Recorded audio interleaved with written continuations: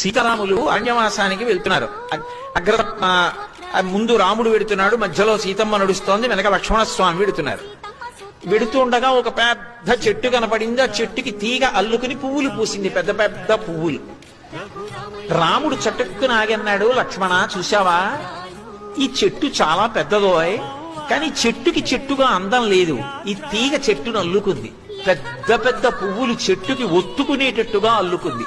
అందుకు నీ చెట్టుకి ఇంత అందం వచ్చింది, అవునంటావా అన్నాడు. అంటే ఆయన ఉద్దేశం ఏంటంటే, పురుషుణ్ణి చెట్టుతో చెప్తారు, నేను చెట్టు లాంటి వాణ్ణి, కానీ నాది కాదో గొప్ప. ఇటువంటి భార్య దొరికింది చూసావా, ఐశ్వర్యం అంతా వదిలేసి కూడా నన్ను అనుగమించి వచ్చింది. నీ వదిన వల్ల నా మనశ్శాంతి, ఆమె నా జీవితానికి భద్రత, ఆమె వలన ప్రశాంతంగా ఉన్నాను. ఇటువంటి భార్య దొరకడం కన్నా అదృష్టం ఏముంటుంది అన్నాడు. సీతమ్మంది, ఏమో లక్ష్మణ, ఆయనకి అలా అనిపించింది, కానీ ఎంత గొప్ప తీగైనా ఎంత పెద్ద పువ్వులైనా ఇటువంటి చెట్టు ఆసరా దొరకకపోతే నేల మీద పడితే మేకలు తినుండేవి. అటువంటి చెట్టు ఆసరా దొరికింది కాబట్టే తీగ శోభిస్తోంది, అవునా లక్ష్మణ అంటే, నేను ఎంత ప్రేమ కలిగిన దాన్నైనా మీ అన్నగారు లాంటి భర్త దొరకకపోతే నా సౌశీల్యం ఎలా ప్రకాశిస్తుంది.